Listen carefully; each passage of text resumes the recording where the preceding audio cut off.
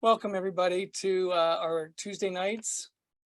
I'm really struggling with believing what I'm about to announce, and that's that this is our final of 10 sessions. We actually did 11 with Brother Ken's beautiful class last week, but that was off of Taste the Grass on the Summit. This is our 10th Taste the Grass on the Summit session.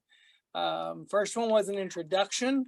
Tonight, we're going to jump to the 9th principle of mountain climbing, but I'm also going to use tonight in summary as well, so that we don't have to have an 11th. So you will see some summary slides, probably at the end of every 3 or 4 slides. So this will be our last session on Taste the Grass on the Summit. And as we've said week after week, you'll never taste the grass if you never reach a summit. You'll never reach a summit unless you learn how to climb. And I've also used this slide week after week, and I hope by repetition we're learning this and buying into this and embracing this statement, whether natural, spiritual, physical, emotional, all climbs, all ascents require similar skills and all demand preparation. So that what that means is, although that the class has been centered on a literal and natural mountain climbing class, there is always a spiritual connotation to it, an emotional connotation to it, a mental connotation. So I hope that you have seen the double entendres throughout, and somehow that sounds like a quadruple entendre. I just don't know if that phrase is real, but there is application from the physical training to any type of attempt you make to take yourself higher, living at a higher level, living on a higher plane. So Taste the Grass on the Summit is a lovely thought. And I want you to remember, it begins with hope. If you remember, we looked up at our peak to start off. So it begins with hope. Here, 10,000 feet below, literally and maybe metaphorically, 10,000 feet below this peak, it is only with hope that we look upward. But then it continues with faith. And while hope and faith is most definitely a foundation for your spirituality, it also demands a plan. And so we can't go into this thinking, I'm just going to launch out. If you remember, I told the great Aubrey story as she was climbing this little small hill in the back of her hotel and got worn out just a half a mile up. And so having said that, we understand that the plan is critical. So tonight we continue planning our climb to our own personal summit. And we're going to do it through the 9th principle of mountain climbing. We began with a clear vision. We implemented adequate conditioning. We brought appropriate gear. We planned to bring appropriate provisions. We notified others. We traveled light. We traveled in the light. We took time for adequate rest and nutrition on our trip. We traveled with trusted companions. And tonight, in finality, we travel on the right path. I have a couple experiences to share with you all that have been significant in my life that I've heard, and I'm going to try to repeat those as accurately as possible, because staying on the right path is critical to success. So whether physical or spiritual, you must prepare for the ascent. And if narrow is the way, think how important that statement is at 10,000 feet. If narrow truly is the way, and you're going to see some photographs where narrow is the way, and especially at 10,000 feet on an edge, stay on the right path is critical. Funny I should mention that. Over every mountain, there's a path, and it may not be able to be seen from the valley. So as you're looking down at your peak, you may not see that path that's 10,000 feet above. So the journey upward begins in faith. Martin Luther King had a quote that said, "You may not be able to see all the way up the stairs, but starting up those dark stairs requires faith." Well, the same with this. The journey upward begins in faith.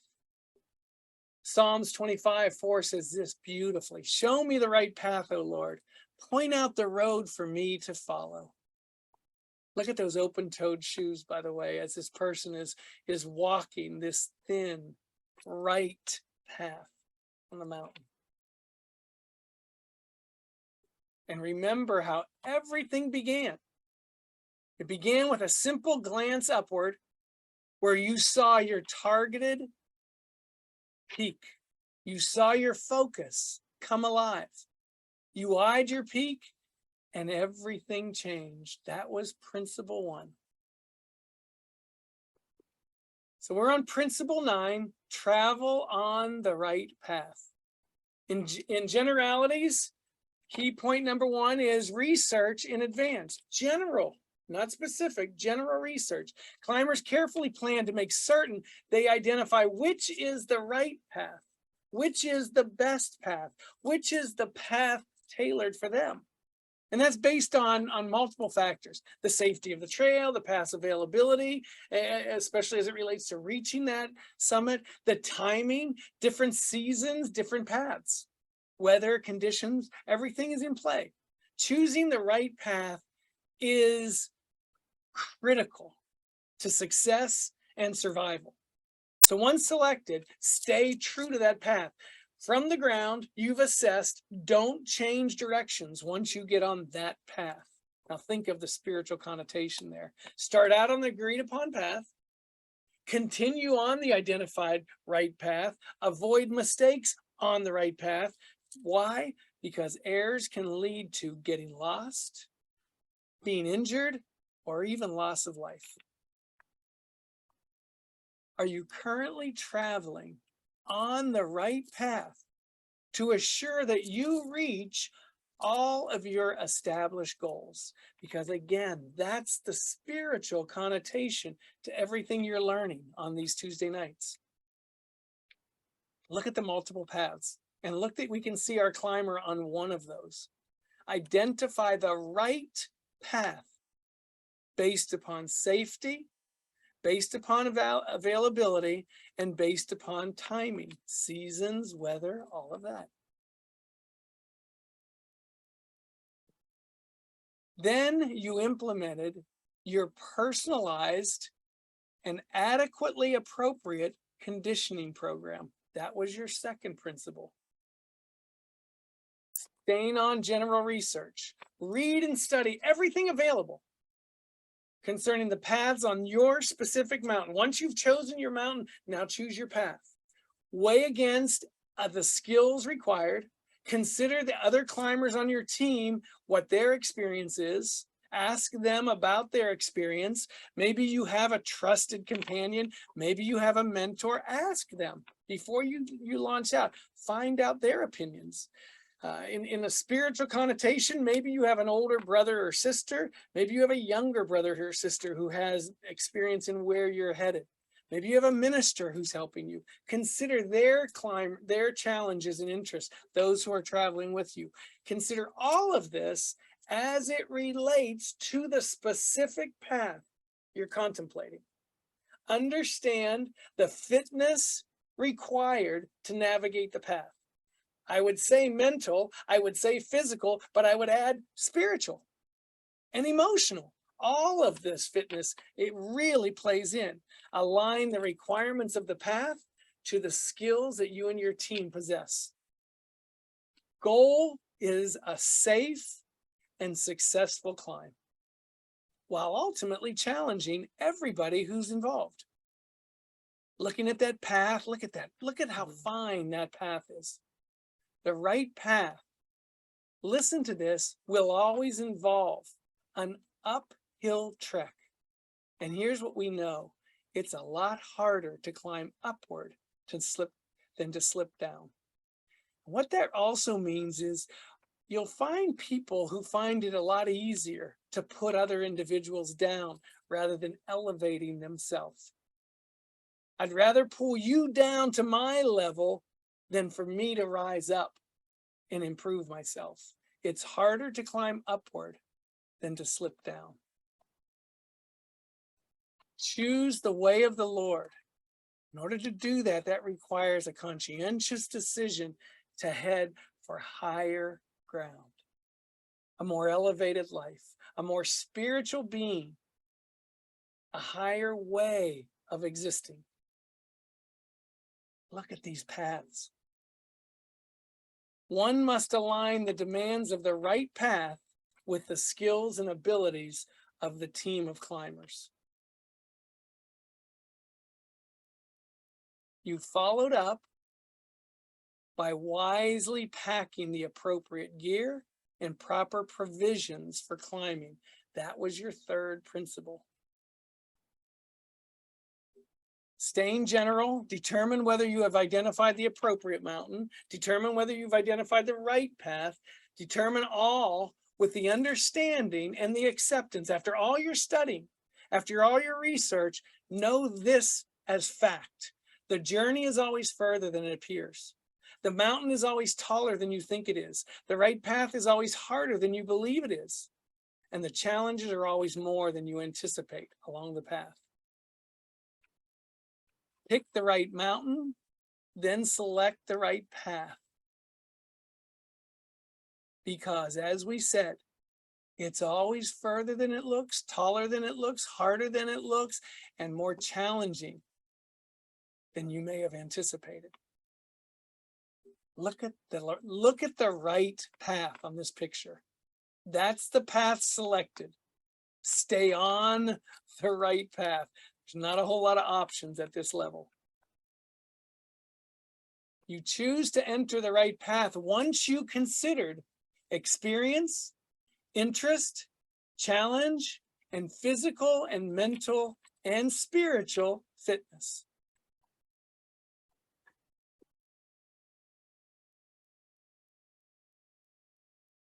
You reached out and identified those who could act as your accountability partner or your accountability partners, and you shared your travel plans. That was principle number 4, almost halfway there. Now we're going to move to specific research. In advance of climbing, climbers plan specifically well ahead of the trip. The selection for the best path to the summit is dependent on 2 things: the skill level of the team and the specific route, as it pertains to your team's talents.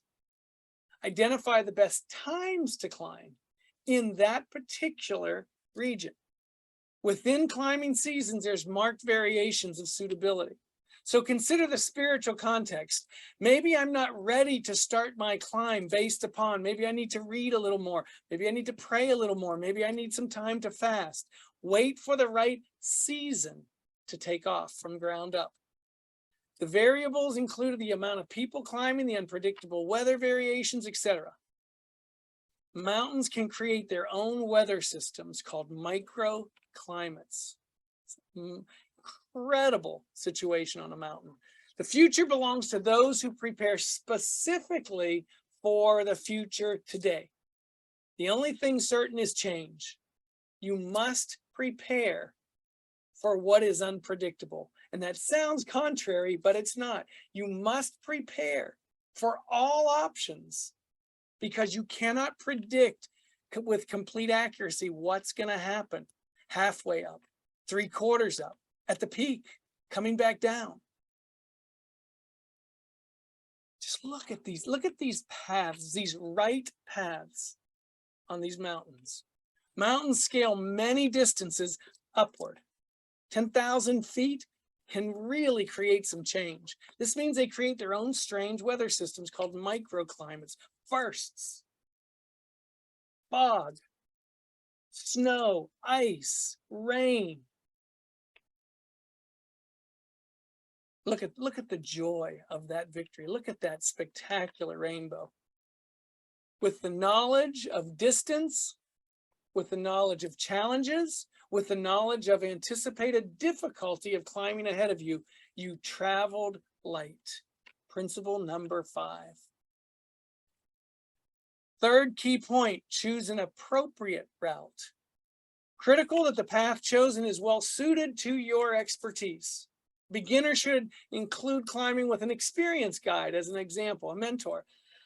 If you're setting out on a spiritual path for the first time, don't go it alone. I see so many people come in with enthusiasm into their walk with the Lord, and they try to go it alone. And they get to certain altitude and they're forced back down, or they fall, or they find themselves wounded and they can't go further, maybe even get off the path completely. The difficulty of the mountain affected by altitude, terrain, and conditions because of weather can be very, very telling. And most mountains are graded from easy to extremely difficult. Most in these gradations in between, it's not just easy and extremely difficult, but everywhere in between. This is your spiritual walk as well. Trying to get to a level of spirituality that's just a notch above may be seen as easy or lightly difficult. Trying to jump from here straight up, that's extremely difficult, and probably we're not in enough spiritual shape, if you will, at the start of our walk with the Lord to attempt that. But we're so filled with enthusiasm and excitement, we often make that attempt, and it can be devastating. So decide upon the appropriate level according to the level of expertise, level of understanding, level of experience. Things to understand and consider: terrain, rock pitches, ice pitches, and then again, spiritual connotations and what that means in spiritual language. Picking the right path requires a fair self-assessment so that it's well suited to your team's expertise. Again, look at the paths, look at the options. The difficulty of the mountain and the difficulty of the right path are affected by altitude, they're affected by terrain, they're affected by conditions. Being on that grading scale that we talked about, easy to extremely difficult. You understood the importance of traveling light when you studied principle number 6. Choose a convenient mountain. Remember what I told you, the story of Aubrey, as she got to this hotel in Montana and they climbed the hill right behind them. That convenience really saved them. They got up the hill and they had no idea how exhausting it was going to be. Had they not been right there at their hotel, they may have been in great danger. Initial climbs recommended to be convenient. First climbs, if you will. Stay close to home for many reasons: accessibility, ease of travel, reduced expenses, less ancillary issues. Again, hers was an ancillary issue that I described to you. Assure that the initial climb is a good experience. If you believe in building on positive experiences, this is critical. Positivity supports future climbs. You'll be more enthusiastic about a second climb if that first one is a great experience. So keeping it close to home is more important than you may think. Initial goals: feel for climbing, altitude changes, develop technique. I actually had not thought about this, but I remember when Candace and I went to Phoenix and we stayed in a hotel on the north side of Phoenix, and we asked about hiking and where we could hike. And they told us from the hotel, just a quarter of a mile up the road, there was one of the better hiking hills in that area. So we went there, and I'm telling you, by the time we got done and got back down the hill, we were very thankful to climb into the car and drive a quarter of a mile back to the hotel. We were exhausted. Had we had to drive 10 miles, it may have been a challenge just to push forward, because we were that tired coming back. Convenience is really good counsel. Each climb can involve gradual upgrades. And by the way, so what is the spiritual connotation for that? Rather than saying, I'm going to move my family to the west side of the country so that I can work among the natives because I feel this real yearning, might be a little too aggressive as a first climb. Maybe your first climb is to dig into the word a little bit at home. Spend some time sitting in your living room and studying the word. Maybe fasting as a second mountain to climb. Teach yourself the importance of sacrifice, the importance of sacrificing sustenance for spiritual trade-off. Things like that. Mountains that are closer to home than just uprooting and trying a much steeper mountain figuratively. Initial goals: feel for climbing, altitude changes, develop technique. Each climb involves gradual upgrades, as I've already explained. They get harder and higher each time. Don't overdo it during the early stages of climbs. Utilize maps, utilize locals who can give you testimonials about what they've gone through.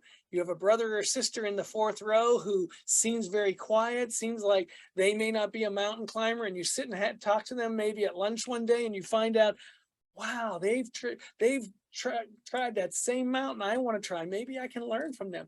Local testimonials. Learn all that you can about the specific routes available.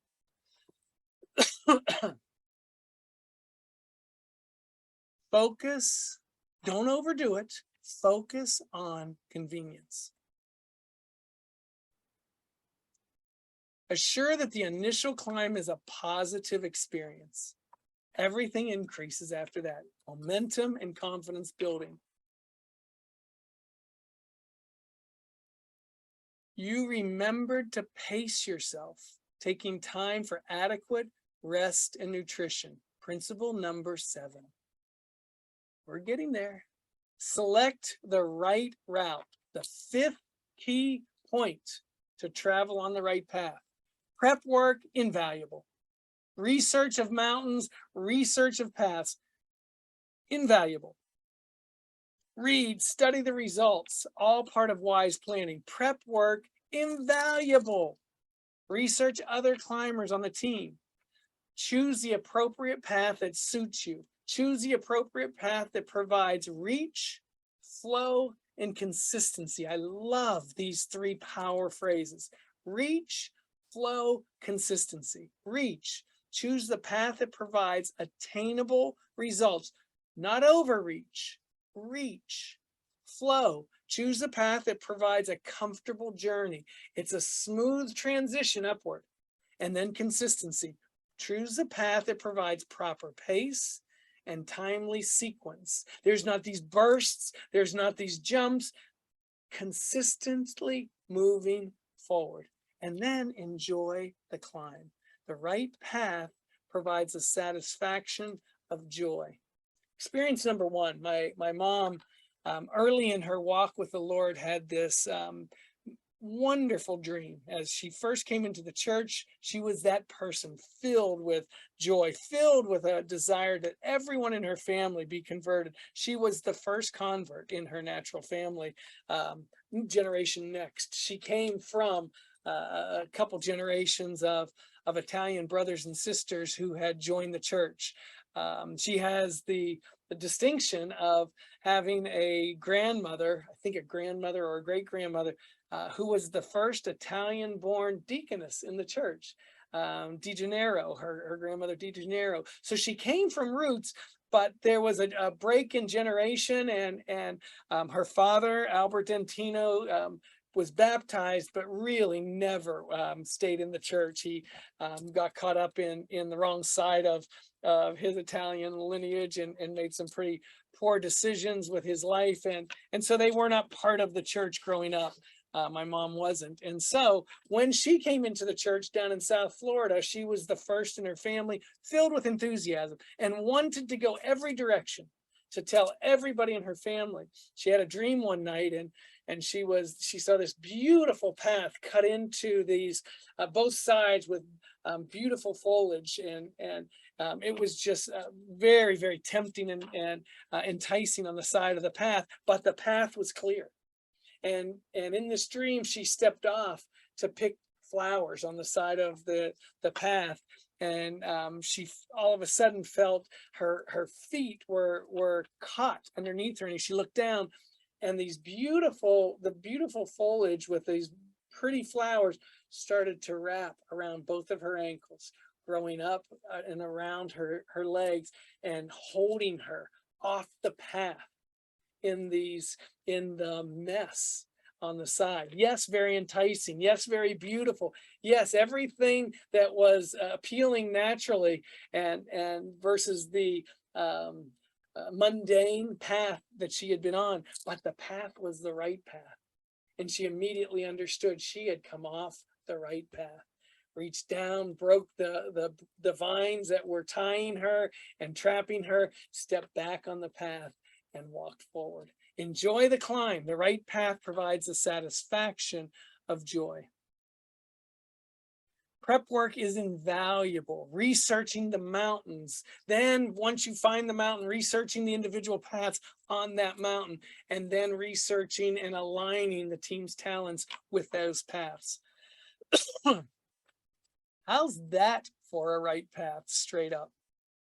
Reach. Reach means attainable results, not overreach, reach. Flow, a comfortable journey. Not quite certain this particular picture captures comfortable journey, but certainly exciting journey. And then 3, consistency, proper pace and sequence. I would assume, coming straight up, you better maintain proper pace and sequence. And I don't think there's big jumps in pace or sequence on this type of rope ladder. And again, this picture to me is magnificence. You traveled with a trusted companion. Principle number 8. That was 2 weeks ago, should have been last week. 2 weeks ago, the 8th principle. And now we're nearly caught up. Travel on the right path. Key point tonight was general research in advance of even starting. Specific research in advance of even starting. You've picked your mountain, now you're picking your path. Principle number, key point number 3, choose the appropriate route. Choose a convenient mountain, not distant, but one that's manageable and close by. And then 5, select the right route. Son told an incredible experience, certainly no coincidence. And I immediately thought, oh, this is so perfect for Tuesday night. In his prayer the night before he went to bed, he asked the Lord, he said, Lord, am I still on the path? I feel like I've journeyed off. I feel like I'm not where I was. And he began to ask the Lord, am I where you want me? Am I on that right route? And that night he had a dream. And in his dream, he was locked. I forget the phrase and I apologize, but he gets to where his body stiffens and he can't move in his dream. Sometimes he's frozen in this situation, and that's what he dreamed. That was his exact dream. He was stuck in this dream and he couldn't move. And in his dream, he saw something or felt the presence of something in the room with him. And then he awakened and he was still frozen. He couldn't move his body, and he felt this presence in the room again. From sleep to awake, looking around, searching for whatever it was that was doing this to him. He felt this presence, this evil presence. And he said in his dream, he saw a set of eyes looking at him. And he cried out to the Lord and immediately released. And whatever this presence was in the room, immediately gone. And he was healed in that moment from this dream, from this condition, from this presence. And he knew his answer was immediate. He had stepped off the right route.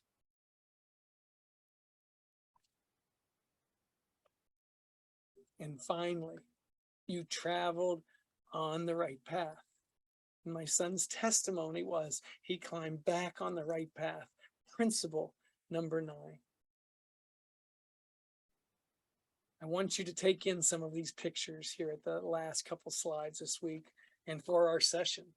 Now, 10 weeks later, now you understand the exhilaration of God's victory. I want you to look down from this mountain where this man is standing and see where he started and see where he is. That's the exhilaration that is awaiting each one of you in experiencing God's personal, hand-picked, tailored to you victory. That's your peak that you're seeing in these last pictures. Our study on mountain climbing began 10 weeks ago. This study has always been about your mountain to climb. The grass that was to be tasted has always been about the grass on your summit. Yes, it's a lovely thought that someday we'll all be gathered, but you can begin scaling your personal mountains right now. Now you know you can. Now you know you have God waiting to help you. Now you know God has individual mountains for each one of you to scale. Your mountain's not mine. My mountain's not yours, but they're ours. And now you realize God has greater things intended specifically for each and every one of you. So the question is, are you ready to get started? Jesus Christ says it this way, arise, let us go hence. You got to start with your first step. And that first step is on ground, starting up the hill. Arise, get up, and let's start going forward. It's time to climb. And lastly, it's time to taste the grass on the summit. God love each one of you. And might you have the courage to take step number one on your quest to see this sight awaiting you, where the grass waiting to be tasted is awaiting each one of you.